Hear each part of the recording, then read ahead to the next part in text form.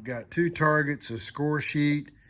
I've signed a waiver. I have 50 rounds, 5 magazines. I've got them numbered. If I have any problems with magazines or a pattern of problems, I can determine which magazine it might be. I've got eye ear protection. My gun is empty, no magazine, locked back and in the holster. And so I'm going to walk you through this and give you a lot of tips on how to get started with GSSF and how to shoot a very clean match. I'm going to hang up my target number 2.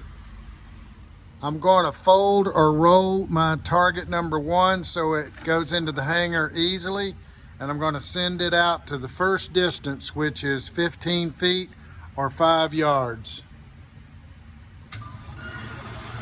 I've got everything I need set up. My magazines are placed the same way that I picked them up, spaced apart. My gun's locked open, pointed down range. The most common thing we see in classes and coaching sessions and matches is shooters, for example, right-handed shooters pushing low, low left, or straight left, and the opposite for left-handed shooters. When I fire a shot, I get onto that wall or prep the trigger, and I don't want that trigger finger pressure to swing out like a door on a hinge and an arc. I want it to come straight to the rear. Now, before the match begins, there's a couple of minutes where everybody's getting ready. I'm going to throw my target out there at that first distance, and with dry fire, the gun empty, I'm going to practice prepping very softly, not slowly, but softly, with about a pound of pressure so that I don't have a lot of pressure on that trigger face when it comes time to fire. I want to get a gentle prep and a subtle, quick snap to the rear without moving the gun. Now, after each shot, I'm going to relax the finger. I'm not going to think about finding the wall. I'm just going to relax, let the trigger finger go limp, and take a free ride forward to the wall. That, again, gets me back on the wall with not a lot of pressure, and that gives me more trigger finger isolation from the hand. I'm less likely to tighten, loosen the hand as the trigger finger goes forward and back, forward. So it's all about fundamentals. I've got to accept the movement, and when I see an acceptable sight picture, I've got to relax, feel the gun as much as I see the sights, and get a smooth trigger press to the rear every single time. It's all about that trigger press and fundamentals if you want to do well. One of the mistakes I see a lot of people do is they try to bring the gun up, get the sight on the center, and prep the trigger and sit on that wall, and what happens is the very first shot, they jerk it low. So let's hear what 15 seconds sounds like and how we can space those shots and manage our time. 1, 2, 3, 4, 5, 6, 7, 8, 9, 10. And see how I went just a touch over? Normally in a Glock match, if they begin to whistle to stop, they will let you stop a little bit late without being a penalty. What I do is just come to the match cold and take these first 10 shots as sort of your practice. If you mess up, they're still going to be within the 10 ring, but I'm going to try to burn a ragged hole in the middle. Now, range commands may vary a little bit from one match to the next, but they're going to do something like shooters on the line, load, send your targets out to 15 feet. Shooters on the line, load and make ready. And then they will say something like shooters stand by and then beep. So I'm going to do that. And remember, I'm going to be trying to burn one ragged hole in the center. This is my warm up or my practice.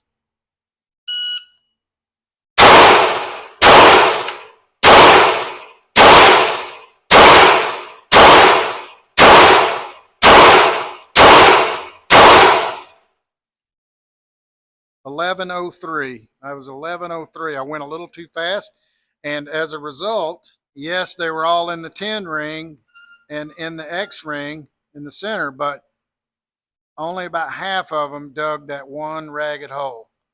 So I kind of missed my opportunity there to warm up. I ran it out to 25 feet. Shooters on the line, load and make ready. This time I'm going to try to manage that time and even be more precise. And I don't want that group to grow any. Keep it on the center of the X ring.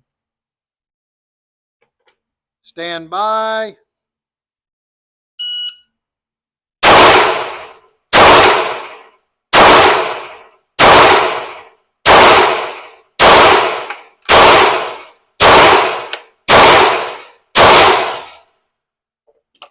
Okay. And I am 12-17. Let's see what we have. So I've actually got a tighter group in the center there than I did at 5 yards, and I'm already out there at about 8 yards or so. So I sort of got my act together on that second string. So on target 1, what's my score? Here's the 10 ring, 8 ring, 5 outside of that. So I've got 20 shots in the X ring. Now I'll hang target 2. Shooters on the line, load and make ready. Fingers straight, keep the gun in a safe direction. I'm not aiming at the 10 ring or the X ring. I'm aiming, my eyes are burning a hole in the center of the X ring.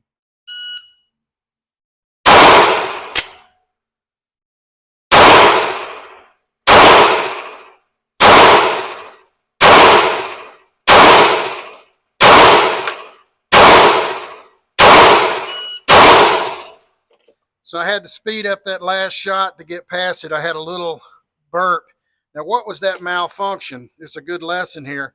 What I was doing is this left hand, I didn't have a good enough grip, and I was pressing up on this slide lock. So on one of those shots, when it went to the rear, it locked itself back. So these were the first 2 shots, and that was a mistake. And then I kind of caught myself and got dialed back in.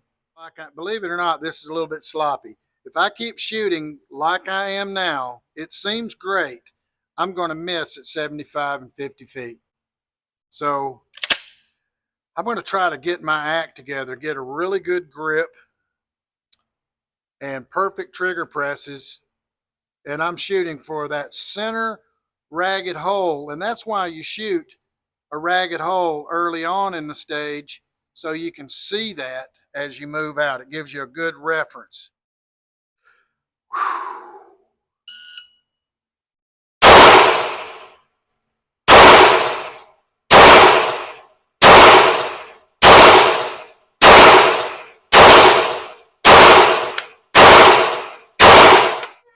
Okay, well, actually, that's better than I thought it was. I'm still touching, so that's 20 shots so far at 25, 50 feet. I'm still in there, but see this 4-inch, about a 4-inch area. This is about an 8-inch area, I believe, if I remember correctly. When I get out to 75, these hits are going to be just right on the edge. So I need to shoot at least this good or better, but I can't see as well at 75. And I'm not sure how well lit this range of this particular lane is. We'll see how good the target looks at 75. Hopefully the light's shining on it. Okay, I can see that pretty good. Yeah, I can see that pretty good. So let's take the last 10. Boy, I have really got to have a perfect trigger press.